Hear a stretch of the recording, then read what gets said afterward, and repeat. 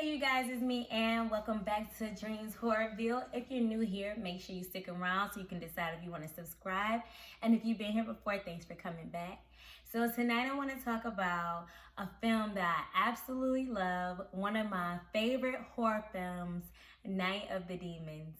I'm not sure if you guys have heard of it before, but if you haven't, it is a must see. It is one of the top horror B films. I mean, me personally, I wouldn't even consider it a B film, even though it is. But I personally love it because it scared the crap out of me, okay? So let's jump right on into it. So, Night of the Demons take place in the 80s, of course. And you can tell by the music, the hairstyles.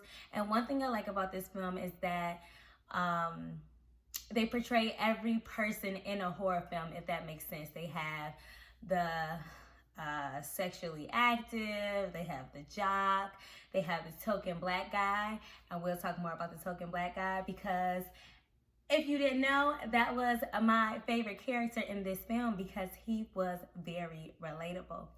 So a group of high school students have decided to party at a funeral parlor, which is a girl named Angela. She decides to throw this party at a place called Hall House, which is a funeral parlor. So one thing that I like about this film is I like the cinematography, I love the costumes, I love the makeup, I love the music. They took their time with this film, and I honestly heard that it was supposed to be called something else, but it was going, if I'm not mistaken, I think it may have been called Halloween Party, but they had to change it because it had Halloween in it. And of course, you all are familiar with Halloween, so they just changed it to Night of the Demons. And I personally feel like Night of the Demons is the best name for this film anyway. And also, this is a trilogy, but I haven't seen the second or the third. I take that back. I may have seen the third, but I came in maybe towards like the middle end, so I didn't get a chance to see like the whole film. But anyways, back to Night of the Demons. I really love everything about it. I love how they have all the characters. They have all the characters a horror film is supposed to have. They have the a-hole. They have the overly sexualized Linnea Quigley. And I hope I'm saying her name right. She is a scream queen. And I cannot wait to meet her in person. I'm going to tell you guys about that later. Or maybe I'll show you guys what I mean. But she is definitely a scream queen, and I absolutely love her. They had the jock, they had the token black guy. Like, this film just gives me everything that I need in a horror. So they all decided to party in a funeral home. And one thing that I love about this film is that they describe the difference between a haunted house and a possessed house. A haunted house is a house that basically are people who have passed away. Their spirits still seem to linger. And a possessed home, they never been in human form, only spirit form, and they are completely evil. And that's what Angela said. But she definitely broke it down, and I didn't know the difference, but luckily she broke it down in the movie, and it totally makes sense. This film had me on the edge of my seat the entire time. I love how they all had their own little storyline for what it was worth, and personally, if I was in this scenario, I would have definitely been a Roger. Now, one thing that they decided to do in this house is have a seance to see what happened with them in their past lives. And unfortunately, they don't really get to see except for one of the characters. And when she sees herself, she is pretty much dead, so she freaks out. So that's when things start to take a turn for the worse.